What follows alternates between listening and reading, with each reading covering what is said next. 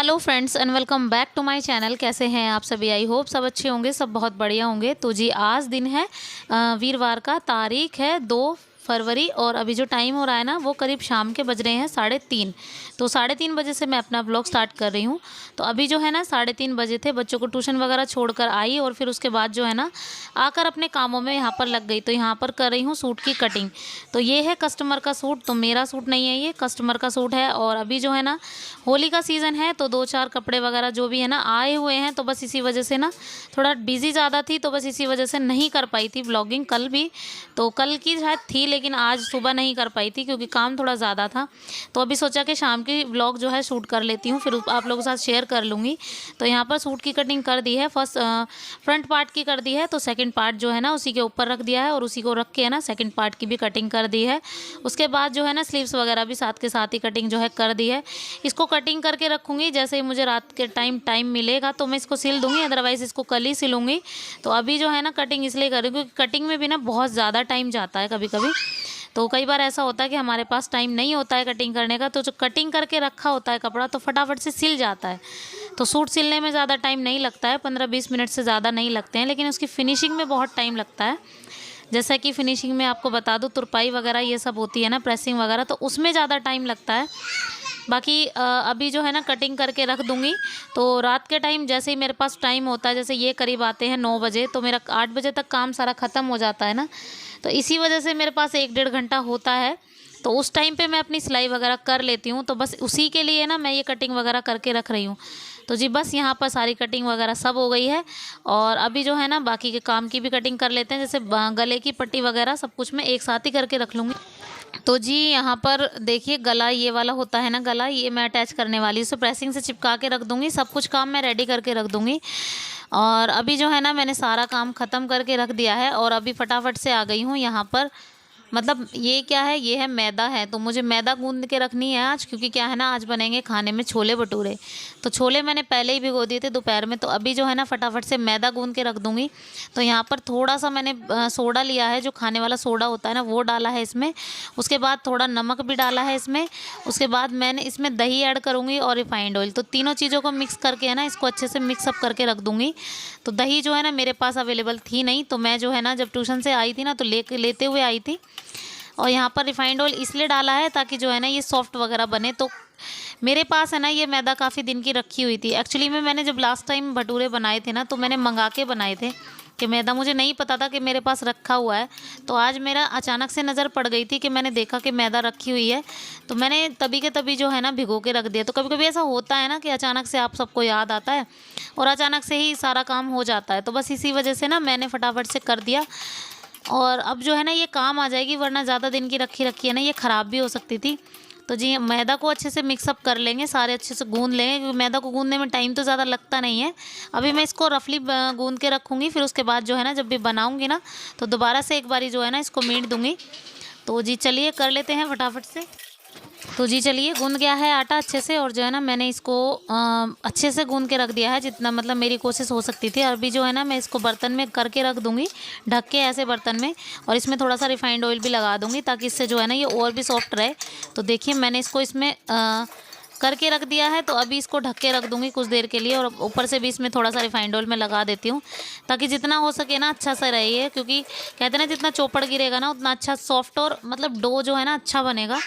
तो जी चलिए फटाफट से जो है ना इसको रख देते हैं। और तो जी अभी फटाफट से जो है ना झाड़ू वगैरह लगा देते हैं, क्योंकि अभी टाइम हो गया था, करीब 5-5:15 का टाइम हो गया था और बच्चों के आने का भी टाइम हो गया था। तो बस यहाँ पर मैं झाड़ू वगैरह लगा देती हूँ। उसके बाद जो है ना अपनी चाय बनाने के लिए रखूँगी, क्योंकि अब जो है ना मुझे हो गई थी थकान बहुत ज़्यादा। तो चाय जब तक नहीं पीऊँगी ना तो तब तक मेरा माइंड फ्रेश भी नहीं होगा। इस टाइम की चाय है ना चाहते हुए भी ना हम चाहे कितनी भी कोशिश कर लेना ना भूल ही नहीं जाती है, और इस चाय के बिना है ना शाम का काम शुरू भी नहीं हो पाता है, सच बताऊँ तो। तो यही होता है कि शाम की चाय ना इतनी इम्पोर्टेंस देती है हमें कि बगैर चाय के ना शाम का काम होता भी नहीं है। तो जी चलिए फटाफट से अपनी चाय बना लेते हैं। और चाय जो है ना मतलब मैंने उतनी ही बनाई है अपने लिए भी बच्चों के लिए भी, क्योंकि बच्चों का अब जो है ना आने का टाइम हो गया है। तो बस यहाँ पर चाय चढ़ा दी है, और कुकर में जो है ना छोले भिगो के रखे हुए थे तो डायरेक्टली कुकर में ही भिगो दिए थे, क्योंकि क्या है ना कि मतलब सीधे सीधे ही जो है ना गैस चला दूँगी और छोले जो है ना उबल जाएंगे, बिल्कुल साफ़ पानी में भिगे हुए हैं।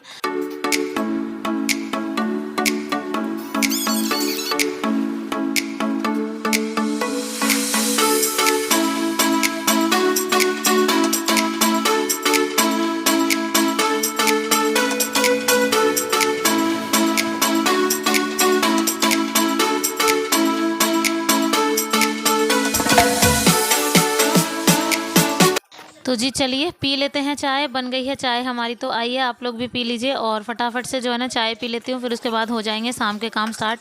तो जी अभी देखिए, अभी करीब 6:30 का टाइम हो गया है। बच्चे आ गए थे, उनको चाय वगैरह दी और उसके बाद जो है ना थोड़ा सा मतलब सूट में काम था तुरपाई वगैरह का, वो मैंने निपटा लिया था। और उसके बाद जो है ना तुरंत अब लग गई हूँ शाम के खाने में।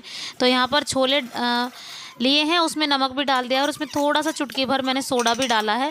तो सोडे से जो है ना थोड़ा जल्दी उबल जाते हैं छोले और ज़्यादा देर सीटी वगैरह नहीं लगानी पड़ती है, ज़्यादा गैस भी नहीं यूज़ होती है, तो बस जल्दी उबल जाते हैं। तो इसलिए मैं हमेशा से ये ना थोड़े से सोडा चुटकी भर डाल के ना तभी उबालती हूँ, तो जल्दी उबल जाते हैं और काम भी जो है ना फटाफट से हो जाता है। तो जी बस यहाँ पर जो है ना जो एक्स्ट्रा बर्तन थे चाय वगैरह के वो भी धो दिए हैं और दूसरी तरफ जो है ना चाय का पानी नहीं मतलब चाय पत्ती का पानी चढ़ाने वाली हूँ, क्योंकि मैं जो है ना चाय की पत्ती के पानी से ही छोले बनाती हूँ। तो जो काले वाले छोले होते हैं ना, तो मैं चाय की पत्ती इसमें ऐड नहीं करती हूँ, जैसे बहुत से पोटली बांध के इसमें डाल देते हैं ना, वो नहीं करती हूँ।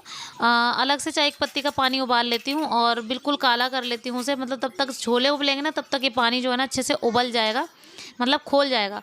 और तब तक जो है ना मैं अपने बाकी के काम निपटा लूँगी, जैसे कि लहसुन प्याज वगैरह का पेस्ट मैं बना लूँगी।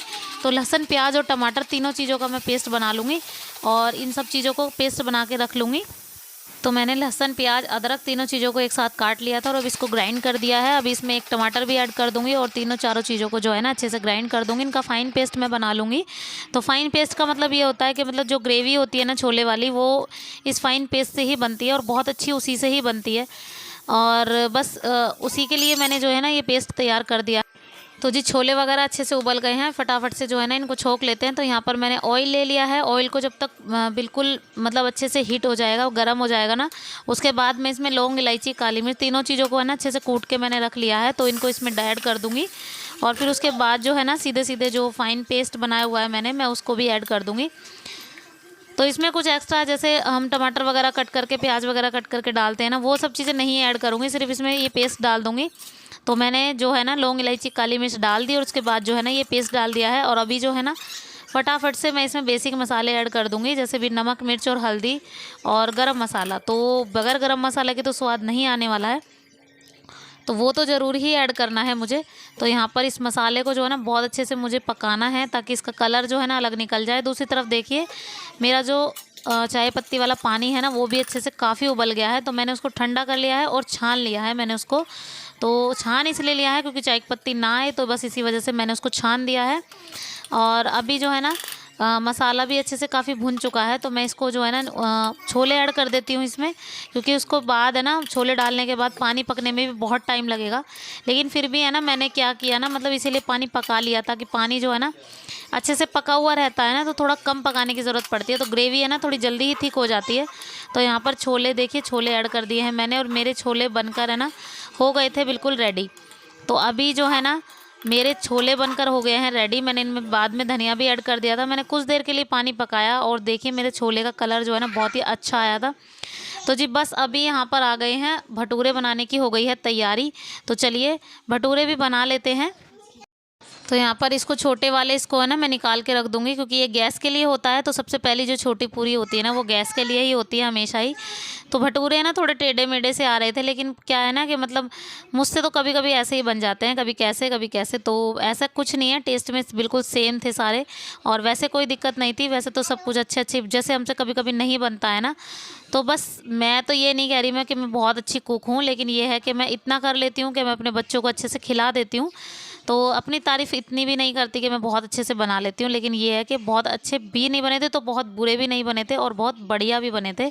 बच्चों को पसंद भी बहुत आए थे और बच्चे ने खाए भी बहुत अच्छे से थे। तो यहाँ पर देखिए भटूरे रेडी हो गए हैं, तो इनको सबसे पहले भेज देती हूँ नीचे। तो ये जो मैं आप कह रहे हो ना चकला मैं उठा रही हूँ ना, सोच रहे होंगे कि अब बार बार चकला उठा रही हैं, तो जी हाँ मैं इसलिए उठाती हूँ ताकि जो है ना ये मुझसे घूम नहीं पा रहे थे, जैसे रोटियां घूम जाती ना, ये नहीं घूमते हैं ना मुझसे, तो मैं क्या करती हूँ कि मैं चकले को ही उठा देती हूँ। तो जी चलिए भटूरे तो बनकर हो गए हैं रेडी। तो जी चलिए बातों ही बातों में मेरे छोले भटूरे बनकर हो गए हैं रेडी। तो ये देखिए ऐसे बने हैं मेरे छोले भटूरे और बहुत ही टेस्टी बने थे। तो आइए, मैं तो बैठ गई हूँ खाने, तो आइए आप लोग भी खा लीजिए। तो जी चलिए आज का वीडियो यहीं तक था। तो जी वीडियो पसंद आए तो लाइक ज़रूर कीजिएगा, शेयर कीजिएगा, सब्सक्राइब कीजिएगा चैनल को, बेल आइकन को दबाना प्लीज़ मत भूलिएगा। तो मिलती हूँ आपसे अपने नेक्स्ट व्लॉग में, तब तक के लिए